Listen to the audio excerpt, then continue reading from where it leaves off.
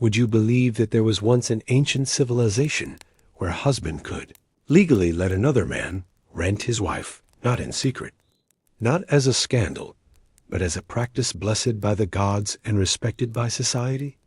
Sounds like a wild internet rumor today, right? But more than 3,000 years ago, behind the baked brick walls of Babylon, the beating heart of the ancient world, this was not just real. It was an accepted part of religion, law, and daily life. Welcome to Sleepy Dark Past, where we don't just tell stories from history. We peel back the layers of time to uncover the truth behind things that seem impossible. In this episode, we're going to chase down one of the strangest questions history has ever posed. Did the Babylonians really rent out their wives? Or is this just a twisted myth that's been lost in translation?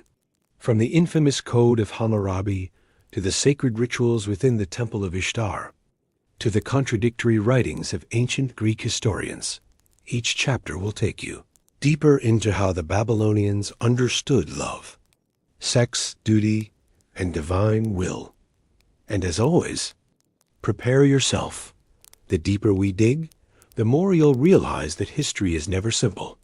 And often, it's stranger than fiction. If you love dark, fascinating journeys into humanity's forgotten past, don't forget to subscribe to Sleepy Dark Past so that every night you can drift off to sleep with the secrets humanity tried to bury for thousands of years. Greetings, curious traveler. You have stumbled upon a story that the sands of time tried very hard to bury, and perhaps for good reason. Because what I am about to tell you is not about war, or kings or empires. It is about desire, duty, power, and the very creative ways ancient Babylonians managed to mix them all together. I am no ordinary storyteller. I was there, or at least my scrolls were. My name has been lost to the winds, but I was once a scribe, a professional writer and keeper of records, in the great city of Babylon, where the Euphrates River flowed like a vein, carrying the lifeblood of civilization.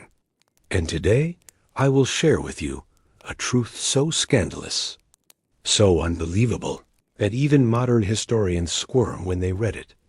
There was once a time when wives could be rented like property, and everyone, from kings to priests to commoners, agreed it was perfectly normal. Let us begin in the 19th century BCE. That's about 3,800 years ago, for those of you still counting on your fingers. Babylon was not just a city. It was the city, the New York of the ancient world. Its ziggurats, massive step temples, scraped the heavens. Its laws shaped entire civilizations, and its gods? Oh, they were everywhere, watching, judging, demanding.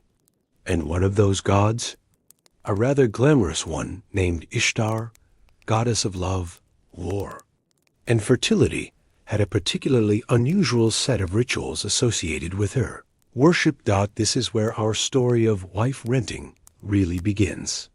But before you imagine some sleazy back-alley transaction, let's make one thing clear. This was no backstreet scandal. It was holy. It was legal. It was expected. The Babylonians had a concept called sacred prostitution, or as the scholars prefer to call it, because it sounds more academic and less scandalous, hieragilism.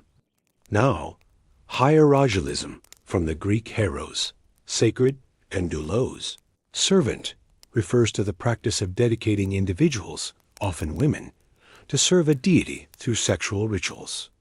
And yes, that is exactly what you think it means. Sleeping with strangers was, in certain contexts, an act of worship. In the grand Temple of Ishtar, women, sometimes priestesses, sometimes ordinary wives, would participate in rituals that, according to our beliefs, pleased the goddess and ensured fertility, prosperity, and divine favor. To refuse was unthinkable. To participate was honorable. And when a husband allowed his wife to partake, he wasn't being degraded. He was being devout. One of the most notorious accounts of this practice comes from a Greek historian.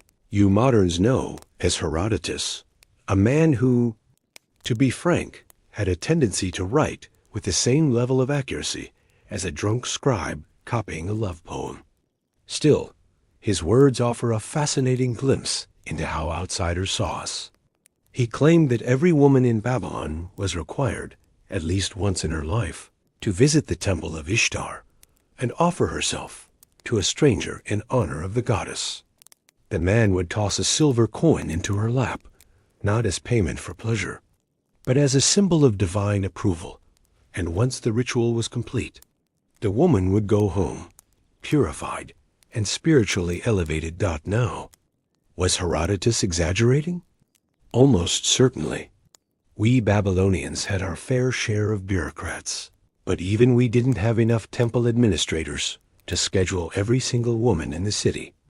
More likely, this was a selective ritual practiced by certain classes or families, and sometimes even voluntarily.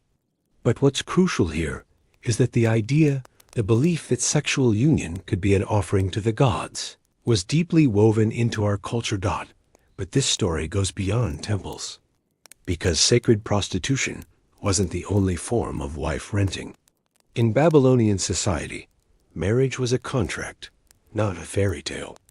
The Code of Hammurabi, the legendary set of 282 laws carved into stone by King Hammurabi himself, treated marriage like a legal and economic agreement. And like any contract, there were clauses. Lots of them that, for example, if a husband fell into debt, he might lease his wife's labor to another household. Sometimes that meant weaving cloth. Sometimes that meant raising children. And yes, sometimes that meant intimacy.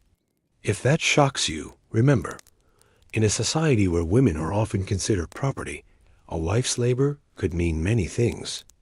It wasn't about betrayal or humiliation. It was about survival and social obligation. Even more surprising, wives themselves could sometimes choose to engage in these arrangements for the sake of the family or the temple. Some even became wealthy and respected as priestesses of Ishtar, a polite euphemism for women who served the goddess in ways that modern society might raise an eyebrow at. To us, none of this was scandalous. It was part of the cosmic order, a delicate balance between human desire and divine expectation. Sex wasn't dirty. It was powerful. It wasn't just about pleasure. It was about communion with the divine. And in a world where gods demanded everything, crops, animals, sons, daughters, was it really so strange that they might also demand intimacy? And so, my curious friend, the next time someone tells you ancient history was boring, dusty old kings, boring laws, clay tablets, remember this. There was once a place where love was a legal transaction. Sex was a sacred duty, and a husband renting out his wife wasn't a scandal. It was a blessing. Welcome to Babylon, a city where morality was not black or white, but painted in shades of desire, faith, and power. Ah, so you returned. That's either a sign of great intellectual curiosity or simply morbid fascination. Either way, I applaud you. Because what comes next is even stranger than the idea of renting a wife.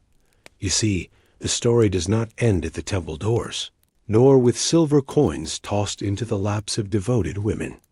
No, this tale slithers much deeper into the heart of Babylonian society, where religion, law, economy, and lust all shook hands and decided to become business partners. Let us talk about the contract, the cornerstone of Babylonian life. To us, nothing was truly official until it was etched into a clay tablet and sealed with a cylinder seal, a small carved stone that functioned much like your signatures today. And yes, even arrangements involving marriage, sex, and property rights over a human being were written down with all the formality of a real estate deal. Now, before you clutch your pearls in modern outrage, remember this. In Babylon, marriage was not a love story. It was a legal partnership, a business merger between families. And sometimes, an outright economic transaction. Love, if it happened at all, was a pleasant accident, much like discovering wine at the bottom of a water jug.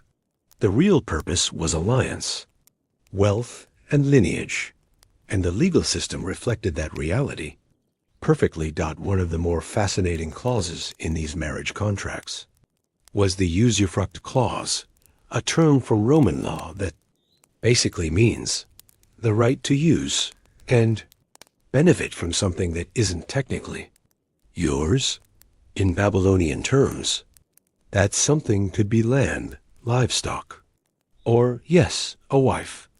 If a husband was away on a military campaign or incapacitated, his wife might be loaned to a relative or a trusted associate, with the understanding that she would maintain the household and sometimes expand the family line. This wasn't scandalous. This was practical. Babylonian society valued continuity above all. A dead man's name needed heirs. A soldier's house needed children. A widow's womb could not be wasted in grief. And so, arrangements were made, written, signed, sealed, and life marched on. But here's where it gets truly delightful. And by delightful, I mean utterly absurd. The Babylonian law codes were so specific, so obsessed with order, that they accounted for nearly every imaginable scenario. Allow me to quote, paraphrase, because no one wants to hear Akkadian chiseled into stone. If a man's wife was barren, he could take a child-bearing surrogate, usually a servant, and any children produced would legally belong to the wife. If the surrogate became arrogant and claimed equal status, the wife could demote her to slavery again. If a man abandoned his wife, she was free to remarry. If she left without legal grounds, she could be drowned. Yes, you heard that right. Drowned, because nothing says justice like throwing someone in a river to see if the gods approve. This, by the way, was called the trial by water, a judicial practice in which the accused was tossed into a river. If they survived, they were considered innocent. A crude but effective legal system, assuming you could swim. But perhaps the most bizarre arrangement of all was what scholars now call ritual leasing, the formalized loaning of a wife's services to another man, often in exchange for financial compensation or political favor. Sometimes this was for temple service, sometimes for procreation, and sometimes, frankly, because someone needed to pay off a debt. Yes, debts. Because Babylonian life, much like modern life, had a way of turning even the most sacred bonds into economic instruments. A man who could not pay his taxes might lease his ox, his land, or his wife. This was not considered immoral. It was legal, contractual, and social reality. The gods themselves had sanctioned such arrangements. And remember, if the gods approve, then who are we mere mortals to complain? Of course, this entire system required a certain level of mental gymnastics that only ancient priests and bureaucrats could truly master. Because while women were often treated as property, they were also revered as vessels of fertility and divine favor. Their bodies could be controlled, traded, and leased, but they were also considered sacred instruments through which life flowed. It was hypocrisy of the highest order. But Babylon thrived on hypocrisy, and let's not pretend modern society is any better. You may no longer write clay contracts about loaning wives, but marriage is still a legal contract. Divorce is still an economic negotiation. And fertility clinics still draft paperwork that would make Hammurabi nod in approval. History doesn't repeat itself. It just changes the font. One final note before we close this chapter of scandalous contracts and sacred leases. Much of what we know about these practices comes from cuneiform tablets, the wedge-shaped writing system the Babylonians used. Thousands of these tablets have survived, and they include everything from shopping lists and love letters to lawsuits over who impregnated whose wife. It is through these clay archives that we reconstruct the strange, messy, and wonderfully human reality of Babylonian life. So, my curious friend, the idea of renting a wife was not a freakish anomaly. It was a product of a society obsessed with order, duty, property, and divine will, a place where marriage was less about romance and more about maintaining cosmic balance, and occasionally paying off a rather inconvenient tax bill. Thus ends this part of our story, but we are not done yet, because while the contracts were written on clay, the beliefs were carved into the very soul of Babylon. And if you think legal wife leasing is strange, wait until you hear what happened inside the temples themselves, where the line between worship and pleasure, between holiness and desire, blurred into something that defies everything you think you know. Would you dare step deeper into that sacred maze? Good, because in the next part, the rituals get even stranger and far more shocking. Ah, welcome back, brave seeker of forbidden knowledge. If you are still here, it means the scandal of wife renting didn't frighten you away. Good, because now we venture even deeper into the labyrinth of Babylonian desire, where religion, power, and sex didn't just coexist. They thrived together like three drunk friends at a festival of sin. And trust me, if you thought clay contracts and legal clauses were strange, wait until you hear about the business model the gods themselves endorsed. You see, for the Babylonians, worship was not a thing of hymns and quiet prayers. No, no, no. We were not a people who simply knelt and whispered into the dust. Worship was transactional. It was economy. It was exchange. We offered crops to ensure the harvest, animals to protect the flock, and yes, bodies to secure the blessings of heaven. The divine, in our minds, ran on a system of cosmic reciprocity, a fancy way of saying, you scratch the gods' back, they'll scratch yours. And nowhere was this cosmic transaction more visible than in the Temple of Ishtar, the beating heart of Babylon's spiritual life. Let me paint the scene for you. Picture a towering ziggurat rising from the city like a stairway to the heavens. Its bricks baked under the Mesopotamian sun, its walls carved with images of lions, doves, and stars, all sacred symbols of Ishtar, goddess of love, war, and fertility. The temple wasn't just a place of prayer. It was a marketplace of divine favor, a place where mortals and gods negotiated through flesh. Here, sexuality was not something dirty or taboo. It was holy. To us, sex was not a private act behind closed doors. It was a ritual, a symbol, a language through which humans spoke directly to the divine. And just as a priest might burn incense or pour wine, so too might a woman or a man offer their body as a vessel of worship. This brings us to one of the most misunderstood and most sensationalized aspects of Babylonian religion, the practice modern scholars call sacred prostitution, or as we scribes knew it, kadishtu, the word kadishtu, from the Akkadian kajtu, meaning holy woman, referred to a woman dedicated to temple service. But do not confuse her with a prostitute in the modern sense. Oh no, this was not about commerce. This was about divine contract. A kadishtu's role was to serve as a living bridge between humans and gods. Through ritual intercourse, she channeled fertility, blessed the land, and ensured the balance of cosmic order. Of course, you modern folk hear ritual sex and immediately think of some shady backroom activity. But in Babylon, such rituals often took place in full view of the temple courtyard, with prayers, music, incense, and offerings, a spectacle as sacred as a royal coronation. And unlike the caricatures drawn by later Greek writers, who, frankly, couldn't keep their tunics on for 5 minutes, the women involved were not disgraced or demeaned. They were revered. Some even came from elite families, their participation considered a mark of honor and piety. But of course, Where there's religion, there's also economics. And oh, did Babylonian priests understand economics? It's almost adorable how naive modern people think church and money are separate. In Babylon, they were married, and the temple bed was their honeymoon suite.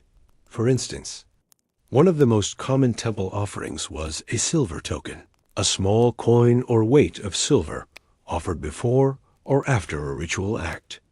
This wasn't payment in the modern transactional sense. It was a symbolic gift to the goddess, channeling wealth from mortal hands into divine coffers. The priests, naturally, managed these coffers, and somehow always found ways to redistribute the blessings in their favor. Divine bureaucracy, my friend, is as old as sin itself. Sometimes these rituals were voluntary, a demonstration of devotion or gratitude. But at other times, they were part of larger civic celebrations. Take the Akitu festival, for example, the Babylonian New Year celebration. During this festival, the king himself participated in a sacred union known as the Hieros Gamos, Greek for sacred marriage, with a high priestess representing Ishtar. This ritual intercourse symbolized the fertility of the land and the renewal of cosmic order. It was both politics and prophecy, and of course, theater. And this brings us to a rather delicious contradiction. Babylonian society was, on the surface, deeply patriarchal. Men ruled the cities, wrote the laws, and controlled the wealth. Yet in the spiritual sphere, women were indispensable. The goddess Ishtar herself was feared, admired, and worshipped as a cosmic force far beyond the power of any mortal king. Her priestesses held influence that rivaled generals and governors. In a world obsessed with masculine authority, the sacred feminine was a realm that men dared not challenge. It's almost poetic, isn't it?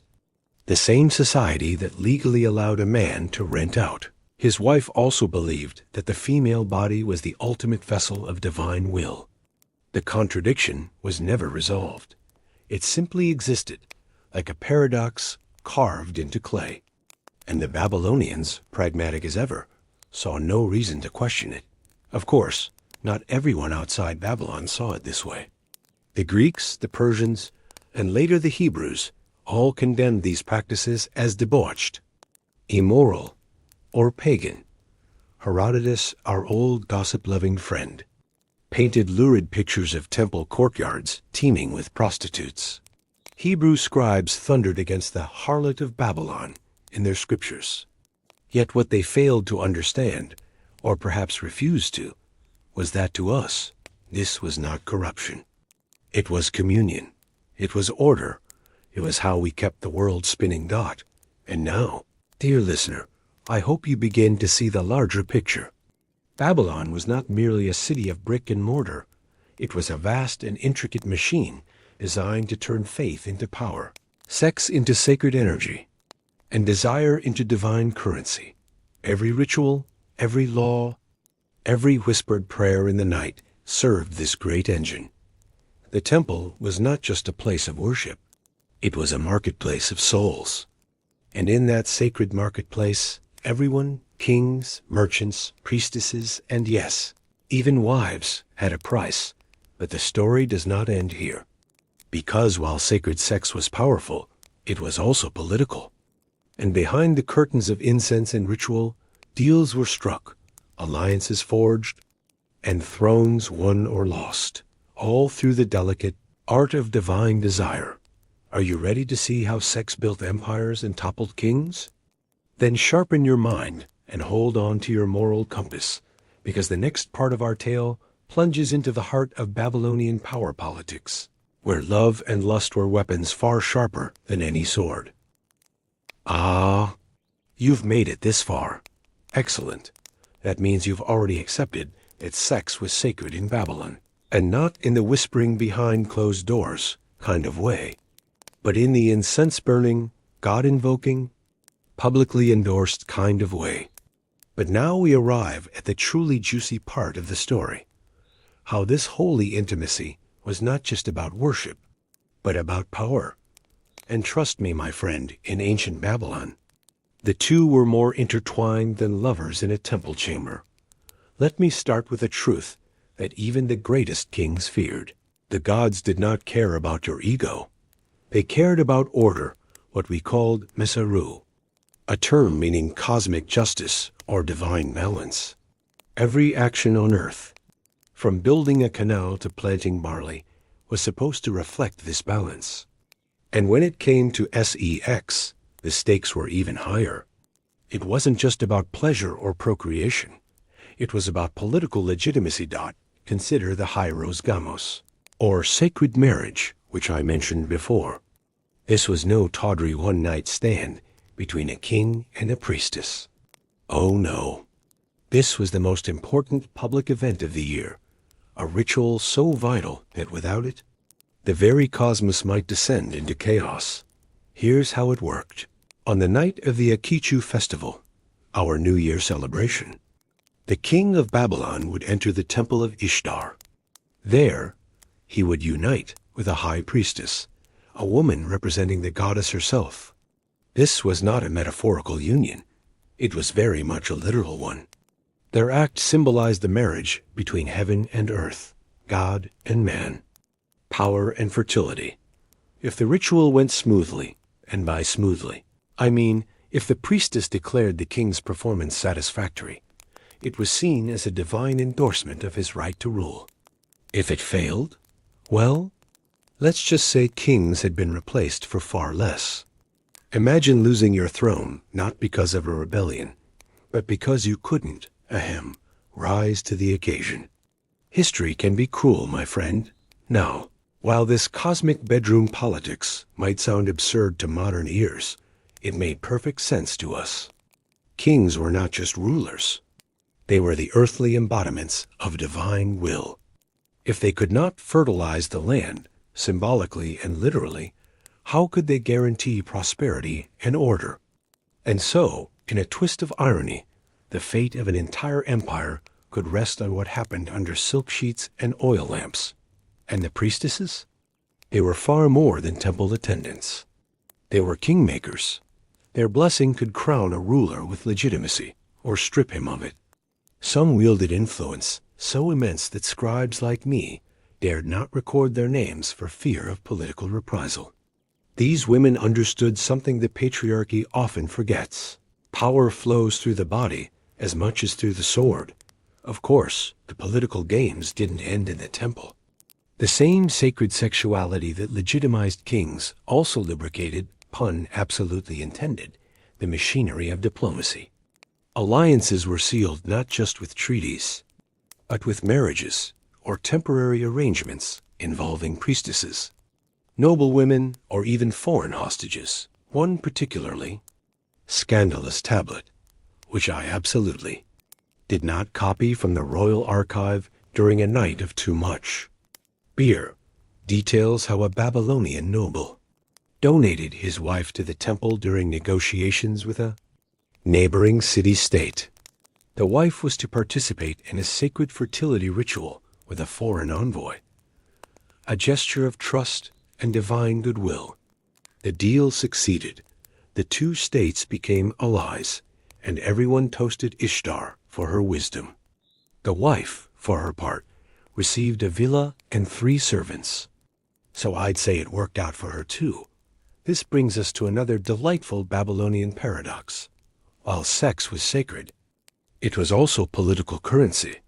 Women, especially those tied to temples, were both spiritual intermediaries and strategic assets.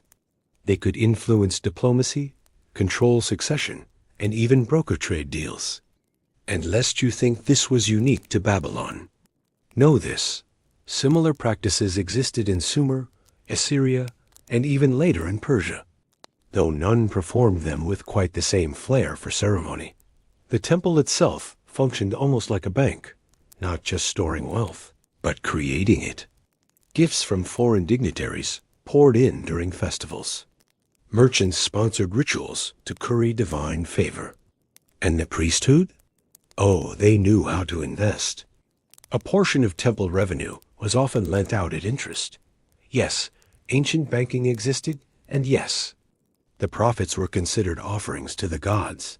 This blending of religion, finance, and sexuality might seem bizarre today. But in Babylon, it was simply reality. To worship was to spend. To spend was to gain favor. And to gain favor was to wield power. Everything was transactional, even the cosmos. But let us return to the women themselves, the ones history has so often reduced to footnotes and euphemisms. Many of the Kadishtu, remember, holy women dedicated to temple service, were not slaves or coerced participants. Some were daughters of nobility, sent to the temple as part of political deals. Others chose this path, seeking spiritual prestige and independence.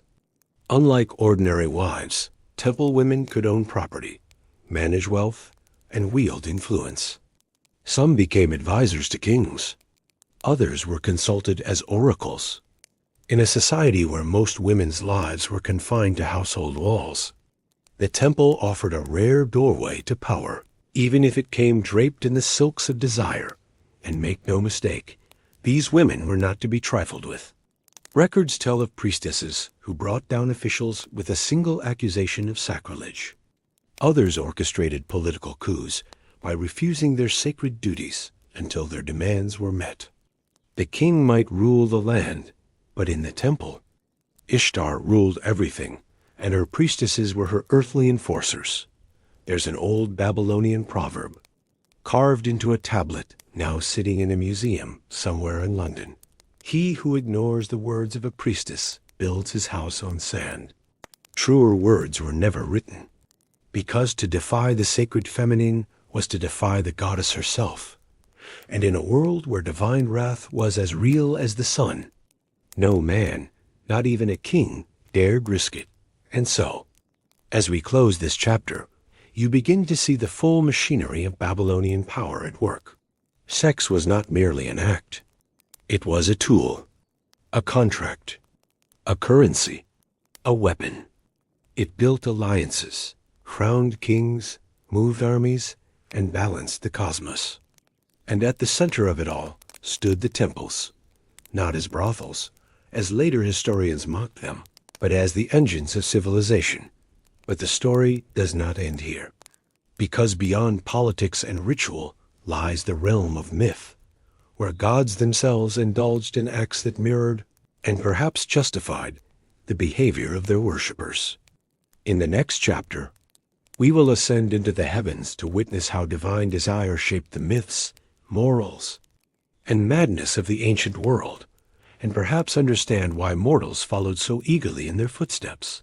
Brace yourself, traveler. The gods were not saints, and their appetites make ours look tame. Welcome back, daring seeker. If you have followed me through contracts of clay, temples of flesh, and the scandalous politics of sacred beds, then brace yourself, because we are about to climb even higher, straight into the bedchambers of the gods themselves. And trust me, my friend, heaven was never as pure as they taught you. You see, one of humanity's oldest and most enduring habits is this.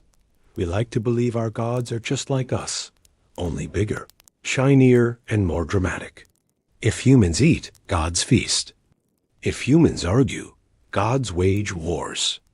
And if humans fall in love, cheat, seduce, betray, and occasionally make terrible life choices.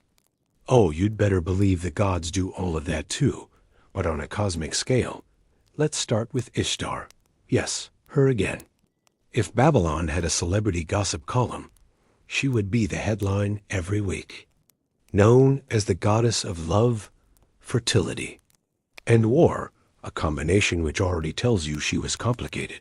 Ishtar was not your delicate, passive deity sitting on a cloud and blessing harvests. No, Ishtar took what she wanted. And what she wanted, more often than not, was power and pleasure, usually in the same bed. One of the most infamous myths involving Ishtar is her love affair with Tammuz, also called Dumuzi, a shepherd god whose primary job was to represent fertility and seasonal cycles. Ishtar loved him passionately, or perhaps obsessively, but as divine love stories often go, things didn't end well. After a heated quarrel, the details are scandalous even by divine standards, she sent him to the underworld. Later, feeling remorse, she tried to rescue him, leading to an annual cycle of death and rebirth tied to the seasons. Now, to us scribes, this wasn't just a soap opera among immortals. It was a cosmic allegory. The death of Thomas represented the withering of crops. His return symbolized spring's renewal. But let's be honest, it was also a divine breakup story, complete with passion, revenge, guilt, and drama, the four pillars of any good myth. But Ishtar's romantic resume didn't stop there. She had lovers among gods and mortals alike, and they rarely fared well. One myth bluntly warns, woe to the one who Ishtar loves. Why? Because once she was done with them, she tended to dispose of them rather creatively. One lover was turned into a wolf, another into a frog, and yet another was struck down and broken beyond recognition. Divine love, you see, was not for the faint of heart. And here's the deliciously ironic part. These stories were not meant to condemn Ishtar. On the contrary, they glorified her power. The message was clear. Desire was a force of nature, and even the gods were not above its pull. If Ishtar's love destroyed you, it was not cruelty. It was destiny. And destiny, as every Babylonian knew, was irresistible. Now, why did we, the ancient scribes, spend so much time writing down the gods' romantic entanglements? Because these myths were not mere bedtime stories. They were cosmological explanations, narratives designed to explain the world around us. For example, the Babylonians believed that the fertility of the land depended on the harmony between the masculine and feminine divine forces. The union of Anu, the sky god, and Ki, the earth goddess, symbolized the meeting of rain and soil, producing life. Their cosmic lovemaking, described in euphemistic but unmistakable terms, was more than mythology. It was science, wrapped in poetry. And then there was Enlil, the storm god, whose marriage to the goddess Ninlil explained the seasonal rains and agricultural cycles. These unions were not metaphors in our minds. They were the very fabric of reality. If the gods quarreled, drought followed. If they reconciled, the rivers flowed again. The cosmos, we believed, was not a cold machine. It was a living, breathing organism driven by desire, conflict, and passion. But the myths also served a more practical purpose. They provided divine precedent for human behavior. If the gods themselves engaged in acts of lust, betrayal, and scandal, then humans could hardly be blamed for doing the same. And oh, how the priests loved that argument. See, they would say, if Ishtar herself has many lovers, why shouldn't we celebrate love in all its forms? Convenient logic, yes, but remarkably effective during temple festivals. This concept, that divine behavior justifies human behavior, is known as theomorphic ethics. Theos equals God, morpha equals form. It's a fancy term for a simple idea. Humans imitate the gods.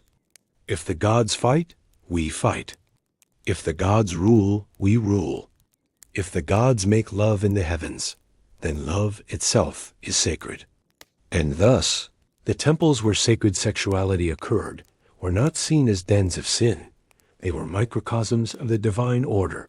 Yet, as you might expect, this blending of divine and human morality also created plenty of awkward theological moments. For example, one myth tells of Anu, the chief sky god, who, how shall I put this delicately, pursued a goddess in a rather aggressive fashion. The story is clearly one of coercion, and yet it was often cited as a justification for male dominance in Babylonian society. Divine behavior, even when morally questionable, was still holy, a rather convenient way for kings and priests to justify their own appetites. And that, dear friend, is where mythology's most dangerous power lies, not in the stories themselves, but in how they are used. Even so, the myths weren't all about male gods dominating the cosmos. In fact, Babylonian mythology is one of the rare ancient traditions where female divine power was not only present, but often supreme. Ishtar's influence extended far beyond love. She was also the bringer of war, the queen of heaven, and the arbiter of kingship. In some hymns, she is even described as the one who gives the scepter to kings, emphasizing that male power was granted and could be taken away by a woman. This duality, woman as both nurturer and destroyer, lover and executioner, permeated Babylonian thought, and it shaped how society viewed women, sexuality, and power itself. In many ways, the myths taught us that desire was not weakness, it was a weapon. It could create worlds or end them. It could bring kings to power or strip them of their thrones. And because even the gods were subject to desire, mortals felt no shame in using it to shape their destinies too. So now you see, dear listener, that our gods were not paragons of purity. They were reflections of ourselves, flawed, impulsive, passionate, and endlessly hungry. They loved and they hated. They seduced and they betrayed. And through their celestial dramas, we learned that the universe itself was not governed by logic, but by will, craving, and chaos disguised as order. And if the heavens could be so messy, why should earth be any different? But we are far from done, because in the next part, we will explore how these divine dramas spilled over into human law, shaping everything from marriage contracts to criminal codes. And oh, how deliciously hypocritical those laws could be, praising virtue with one hand while indulging vice with the other. Prepare yourself, traveler. If you thought the gods were wild, wait until you see what their worshippers did in their name. Ah, you've climbed this far into the archives of Forbidden's history, so I assume you're no longer shocked that our gods behaved less like divine sages and more like characters from a scandalous palace drama. But here's the part most historians gloss over, the truly absurd, human, and, dare I say, hypocritical part of our civilization. We didn't just tell stories about the gods. We built our laws, our morals, and our entire social order around them. And in doing so, we created a society where the line between sacred justice and divine mischief was as blurry as a scribe's handwriting after too much. Here, let's start with a fundamental truth that every Babylonian child learned by heart. As above, so below. This old maxim, later borrowed by the Greeks and even your modern occultists, originally expressed the belief that the cosmos mirrored the earth, and vice versa. If the gods fought, humans would wage war. If the gods made love, the land would bloom. If the gods punished, the king would enforce justice. It was a neat and tidy explanation for a messy and unpredictable world. But it also meant that if the gods had a certain flexibility with their morals, so could we. And oh, how flexible those morals could become. Take, for example, the most famous of our legal texts, the Code of Hammurabi, carved around 1754 BCE, a towering monument of basalt covered in 282 laws. You modern people often romanticize it as the first great legal system, a shining example of order and justice.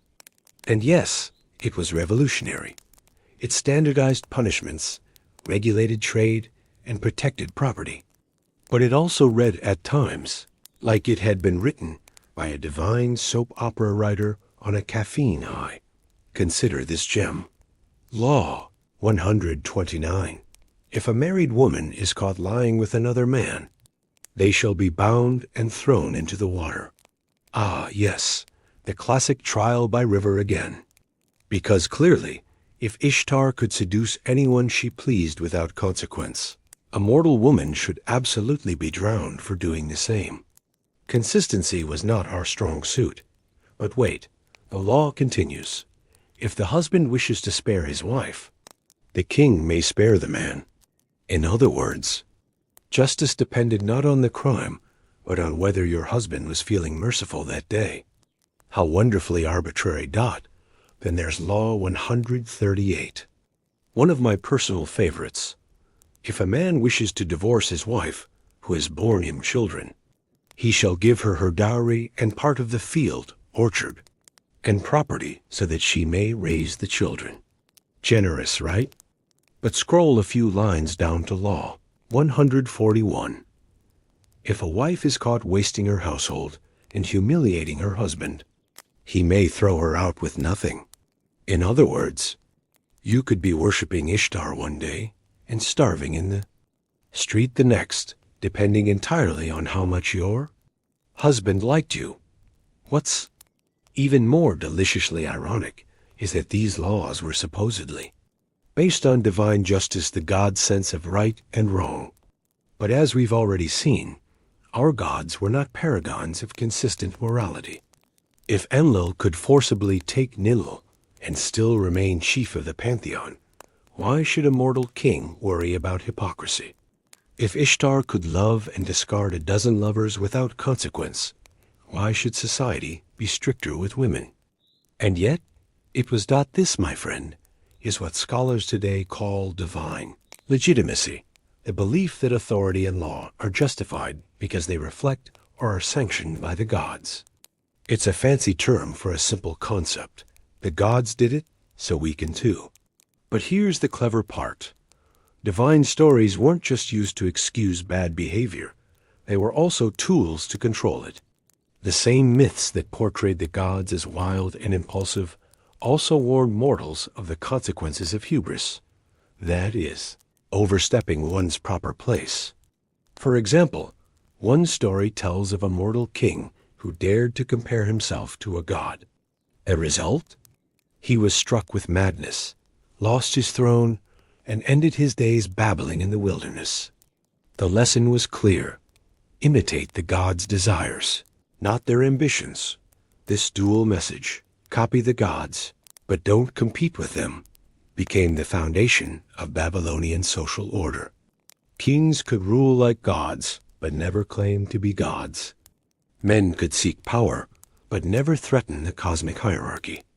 Women could be revered as sacred vessels, but never surpass the goddess herself. It was a delicate balance, one that kept society stable, but also ensured that power stayed exactly where the priests and kings wanted it. And nowhere is this hypocrisy clearer than in our treatment of sexual law. On one hand, sex was sacred, a divine gift, a ritual that ensured the world's continued existence. On the other hand, it was heavily regulated, controlled by men, priests, and property contracts. Women's bodies were simultaneously revered and owned. A woman acting under the banner of Ishtar was holy. A woman acting under her own will was sinful. A temple ritual was divine. A tryst in an alley was a crime.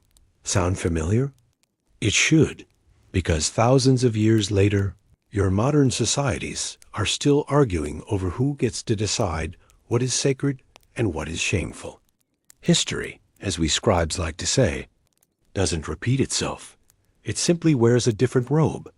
Let's not forget, too, that the priests, those pious guardians of morality, were often the ones bending the rules the most. Many temple officials maintained concubines. That's a polite word for secondary wives. Engaged in ritual unions that conveniently benefited their personal wealth, or rewrote temple accounts to hide their excesses. But of course, it was all in service to the gods. Wink, wink. This phenomenon, which scholars today call religious corruption, wasn't unique to Babylon. It happened everywhere: Egypt, Sumer, even later in Rome. The difference is that we Babylonians were honest about it. Everyone knew the system was self-serving. Everyone knew the priests had side deals, and the kings used divine law to keep people obedient. And everyone played along, because order, even a hypocritical one, was preferable to chaos. But here's the part one finds most fascinating as a historian. Despite all the contradictions, despite the hypocrisy, the system worked. For nearly 2 millennia, Babylon thrived. Its laws spread across empires. Its myths shaped religions from Persia to Jerusalem to Rome. Even today, echoes of Hammurabi's code ripple through your legal systems. And the idea that divine stories justify human order? That still lives on. In your courts, your governments, even your constitutions, Doc. So, yes, the gods broke their own rules. Yes, the laws were often biased, contradictory, and blatantly unfair. But they also built a civilization that lasted longer than any of your modern nations. And perhaps that's the final, uncomfortable truth. Power doesn't need to be fair. It just needs to be believed. So remember this lesson? Dear listener, carved into stone and whispered through the ages, the gods created us in their image, impulsive, passionate, power-hungry, and gloriously inconsistent. And in their image, we built our laws, our morals, and our empires.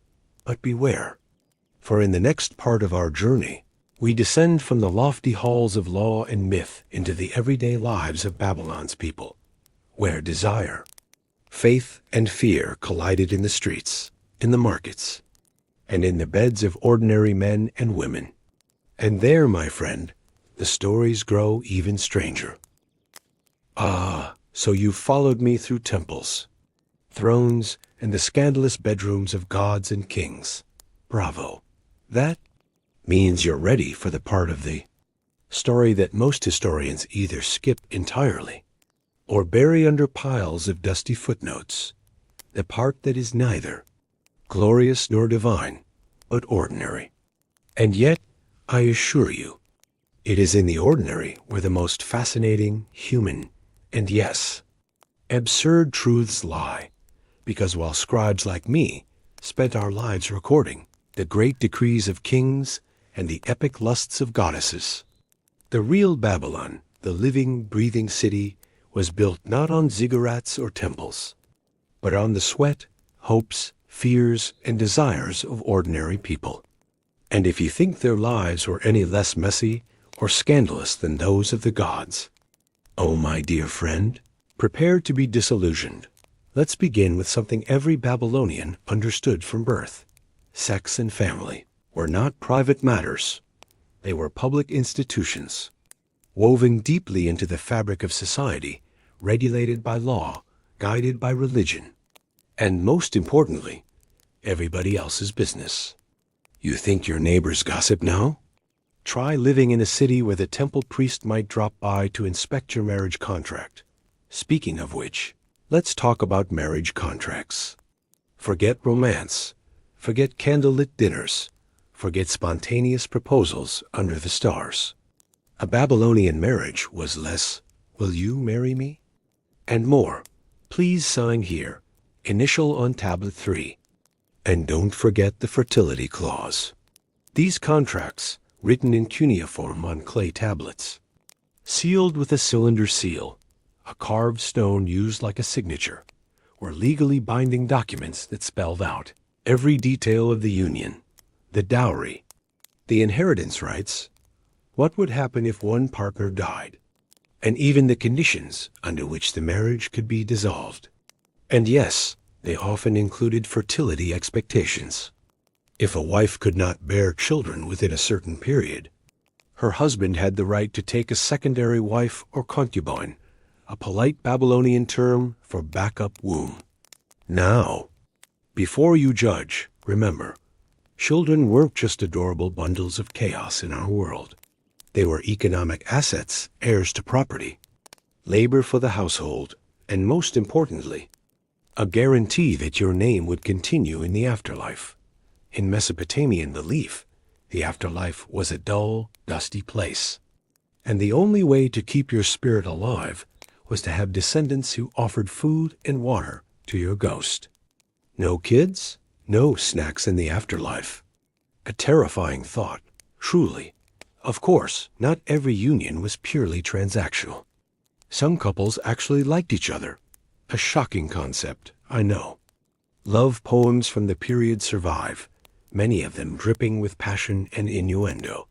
One particularly steamy text compares the beloved's body to ripe dates heavy on the branch, and a garden well watered after the rain. We Babylonians had a gift for metaphor, and for oversharing. But even when love existed, it existed within the boundaries of law and social expectation. A man could take multiple wives if he could afford them. A woman, however, was expected to remain faithful, and if she didn't, well, let's just say the punishments were creative. Adultery could mean public humiliation, banishment, or the aforementioned trial by water, where the accused was thrown into the river to let the gods decide her fate. Spoiler, the gods were rarely on the woman's side. Yet, despite these strictures, Babylonian society was surprisingly pragmatic, even flexible, when it came to matters of the body. For example, prostitution was not only legal, but institutionalized. There were brothels in the city, called Bit Samati, literally house of pleasure, that operated under temple supervision and even paid taxes. And while many prostitutes were enslaved women or war captives, some were free citizens who chose the profession often, earning more independence and wealth than they could have as wives or servants. Even more fascinating were the so-called Nadru women, priestesses, dedicated to the god Shamash, who were sworn to celibacy and forbidden to bear children. Far from being powerless, these women were often among the wealthiest and most influential in the city, managing property, lending money, and acting as legal agents. They were, in many ways, the bankers and businesswomen of Babylon, proof that even in a patriarchal world, power always found a way to slip through the cracks. But let us not sugarcoat life for the average Babylonian woman. She lived in a society where her body, her fertility, and even her loyalty were often considered extensions of male authority, be it her father, her husband, or the gods. Her worth was measured by her ability to produce heirs, maintain a household, and uphold family honor. And yet, within those constraints, many women carved out spaces of influence as midwives, traders, priestesses, or even as skilled scribes. Yes, there were female scribes. And no, we didn't always like how much better they were at grammar. As for the men, their lives, too, were far from simple. A man was expected to be a provider, a warrior, a father, and a servant of the gods, all while navigating a legal system that could ruin him for the slightest misstep. Failure to support one's family could lead to debt slavery, a system in which you or your children could be sold to repay a debt. Refusing a marriage contract could result in a lawsuit. And heaven help the man who broke an oath before a god that could earn you not just earthly punishment, but divine retribution, which usually came in the form of plague, famine, or a poorly aimed lightning bolt. Life in Babylon, then, was a careful balancing act between desire and duty, law and love, power and piety. People married for wealth, but prayed for love. They worshipped gods who demanded purity, but celebrated festivals that turned into drunken carnivals of lust. They condemned adultery, but winked at sacred prostitution. They honored motherhood, but exalted celibate priestesses. It was a society built on contradictions, and somehow it all worked. Perhaps that is the greatest secret of Babylonian life. It was gloriously, messily human, and beneath the stone laws, the temple rituals, and the divine decrees, the people of Babylon were not so different from you. They loved and they lied. They worshipped and they sinned. They sought meaning and stumbled into chaos. And through it all, they kept telling themselves that the gods approved, because if the gods did it, then surely so could they die. So now you know what life was like beyond the palace walls and temple courtyards, the loves, the fears, the bargains, and the compromises that shaped the daily lives of the people who built one of history's greatest civilizations. But we are not done yet, because in the next part of our journey, we will follow desire into darker, stranger corners, into rituals so secret, so scandalous, that even the priests whispered about them only in the dead of night. Brace yourself, traveler. The deeper we go, the more you will see that in Babylon, nothing, not even the most intimate act, was truly private. And the line between sign and sanctity? It was thinner than a strand of hair soaked in oil. Ah, you've returned. Good. That means the stories of marriage contracts, dowries, and legal adultery didn't scare you away. Excellent, because now we leave the bustling streets and sunlit courtyards of Babylon behind and step into the shadows, into the places where desire, fear, and faith collided in ways so bizarre, so contradictory, that even the gods might have raised an eyebrow. This is the part of history that doesn't make it into polite temple lectures, the whispered part, the forbidden part.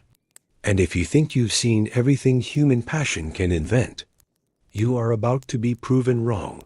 Let's start with one of the most controversial practices in all of Mesopotamia, something modern scholars like to call ritual inversion. It's a polite academic term for what we scribes knew as turning the world upside down once or twice a year during major religious festivals, especially the Akitu festival, our New Year celebration.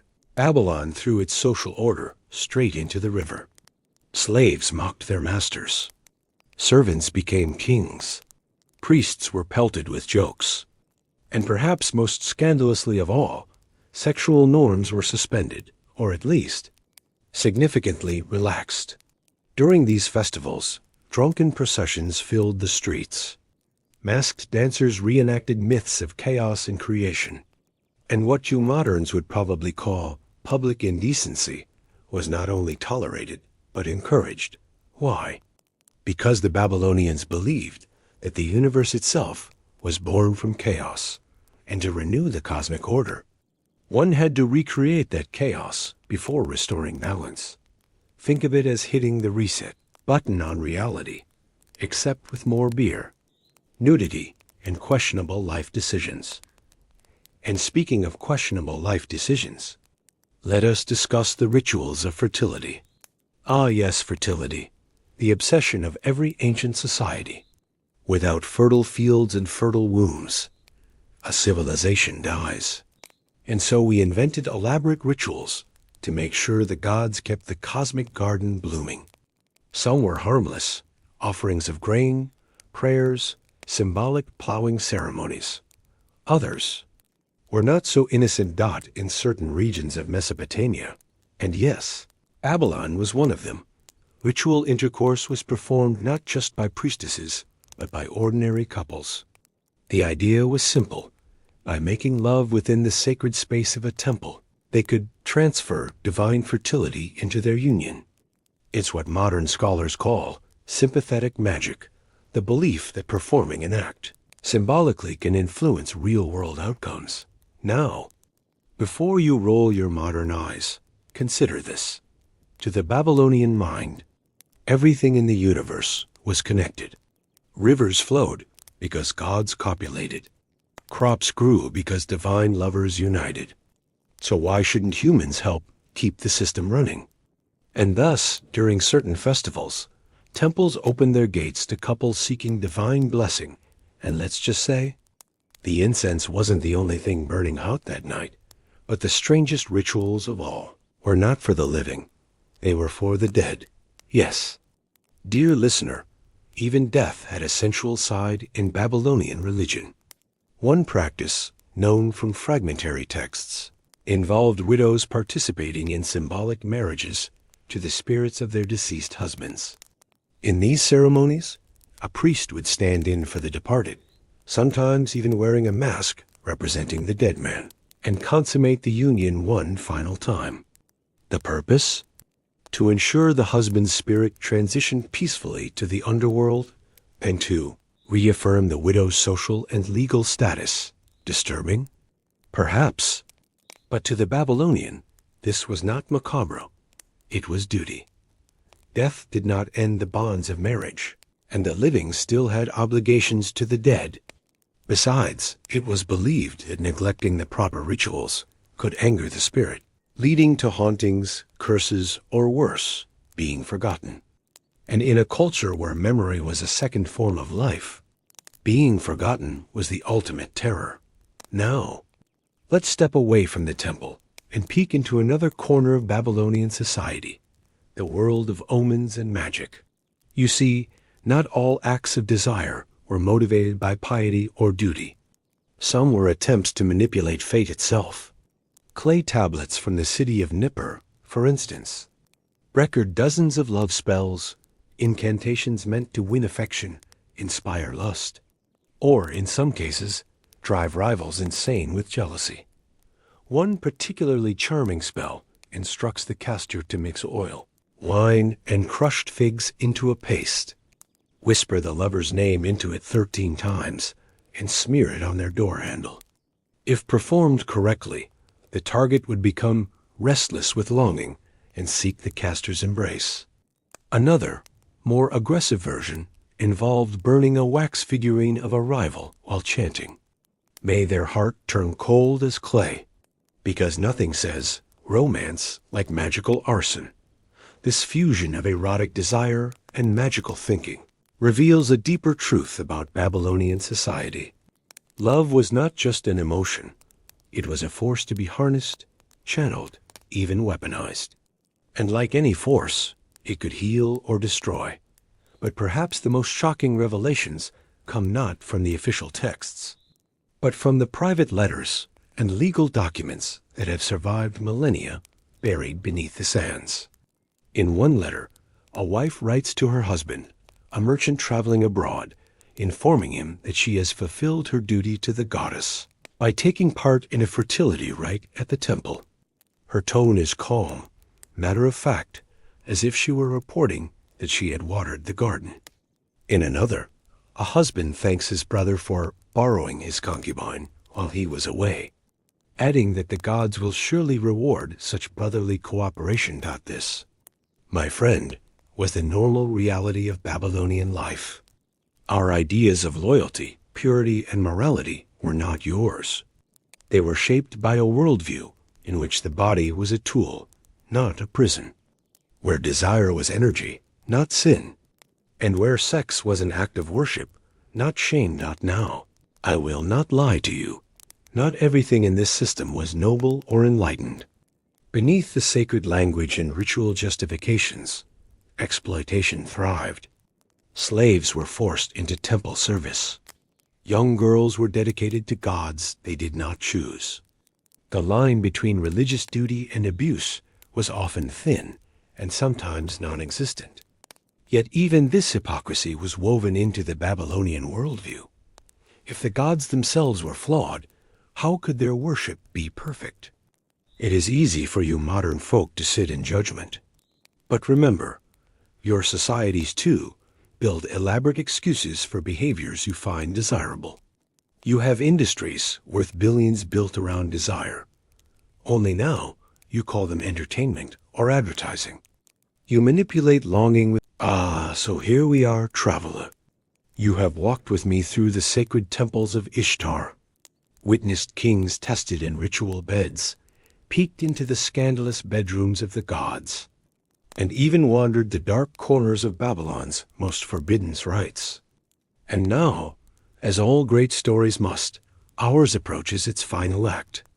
It is time to ask the most dangerous question of all. Did any of this truly work? Because, let us be honest, for centuries Babylon thrived. It was the beating heart of civilization, the crossroads of trade and empire, a city whose very name meant Gate of the Gods. Its wealth was legendary, its laws copied across continents, its temples so magnificent that foreign kings wept at the sight of them. And yet, Babylon fell. Not once, not twice, over and over, until today it is nothing more than a ruin in the Iraqi desert, its name surviving only in prophecy and metaphor. So, what happened? Did desire, that divine and dangerous force, build Babylon or destroy it? Let us begin with the truth that most scribes would never dare carve into clay. All great civilizations are built on contradiction. Babylon was no exception. On the one hand, its religion taught that sex was sacred, love was power, and fertility was divine. On the other hand, those same ideals created systems of inequality, exploitation, and corruption that ate away at the city from within. Take the temple system. For example, the pride of Babylon, the jewel of its culture. In theory, it was the bridge between heaven and earth, a place where humans communed with the gods. In practice, it became one of the largest economic engines in the ancient world. Temples owned vast tracts of land, collected tribute, and controlled trade routes. They were banks, landlords, and political players, and with power came greed. Priests, who were meant to be mediators of divine will, became gatekeepers of earthly wealth. Offerings intended for Ishtar's favor lined the coffers of temple treasuries. Rituals that once symbolized communion with the divine became tools for manipulating the people, promising fertility for a price, forgiveness for a fee, salvation through obedience. It was the classic Babylonian contradiction, a system meant to bring balance, instead fed inequality and ambition. And then there were the kings. Oh, the kings! They claimed to be chosen by the gods, embodiments of cosmic order, guardians of justice, and some of them truly believed it. But power, like wine, has a way of turning even the most pious man into a tyrant.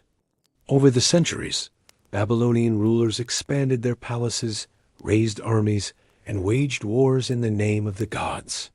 But their thirst for expansion often masked a deeper insecurity, a need to prove themselves worthy of divine favor by conquering and controlling everything around them. Here's the cruel irony. While the kings fought foreign enemies, the real threat was already growing inside the city. Social inequality widened. The wealthy elite, many of them priests and merchants, hoarded wealth, while farmers and laborers sank into debt slavery, a system where unpaid debts allowed creditors to seize not just property, but people. Entire families were sold into servitude because of a bad harvest. Women were leased to temples as offerings to cover their husbands' debts. And all of it was justified as the will of the gods. You see, religion and politics in Babylon were so deeply entangled that no one could tell where one ended and the other began. The divine order demanded obedience, the king demanded tribute, and the temple demanded sacrifice. And when people began to question this endless cycle, when they asked why the gods demanded so much but gave so little, the answer was always the same: because the gods did it too. This convenient logic, which had once bound society together, now became a weapon to suppress dissent. Critics were branded heretics. Rebellions were crushed as impious. Even foreign conquerors, when they eventually came, often claimed to be acting with divine approval. The Persians, for instance, called themselves restorers of Marduk's order when they conquered Babylon in 539 BCE, a clever bit of propaganda, if I do say so myself. But perhaps the greatest danger of Babylon's obsession with desire was not external or political, it was psychological. You see, when a society spends centuries worshiping pleasure, power, and fertility, it risks forgetting that these things are means, not ends. Babylon's festivals grew more extravagant. Its rituals became more elaborate. Its citizens, from kings to farmers, sought not just survival, but indulgence. More wealth, more lovers, more blessings, more of everything. And so the city that once bowed humbly before the gods began to believe it was divine. The myths that once explained the world became tools to control it. The rituals that once honored the gods became spectacles to entertain the people. And the sacred flame that had guided Babylon's rise became a wildfire that burned it from within. Foreign invaders didn't destroy Babylon. They merely kicked down a door that was already rotting. The Assyrians, the Persians, even Alexander the Great, they all found a city magnificent but hollow, its people rich but divided, its faith elaborate but empty. The same temples that had once been sources of unity now symbolized corruption. The same kings who had once embodied divine order were now bloated tyrants clinging to myths they no longer believed. And here lies the ultimate irony, the most Babylonian irony of them all. The very system that had once made the city strong was the same system that ensured its downfall. Yet even in ruin, Babylon's story did not end. Its myths, its laws, its rituals, they echoed through history, shaping empires from Persia to Rome, religions from Judaism to Christianity. Even today, phrases like whore of Babylon or Babylonian decadence linger in your languages, faint, distorted memories of a civilization that once believed desire was divine. And here's the thing, dear listener, those echoes are not just historical footnotes. They live on in your modern world, in your politics, in your religions, in your obsession with wealth and beauty and power. You may no longer sacrifice to Ishtar or carve laws in basalt, but the same forces that built and broke Babylon still shape you. So was Babylon's system a failure? Perhaps, but it was also a mirror, one that reflected humanity's deepest truths, that we crave meaning, yet worship pleasure, that we build order out of chaos and then tear it down again, that we seek the divine only to mistake ourselves for gods. And maybe, just maybe, that's what the gods were trying to teach us all along, that desire is neither good nor evil. It is a fire, and fire, if harnessed, can build empires. But left unchecked, it will consume them. We are nearing the end of our tale, traveler. But before we part, one final chapter remains, the legacy of Babylon. A story not of ruins and tombs, but of ideas, myths, and values that never truly died. Because the truth is this, Babylon is not gone.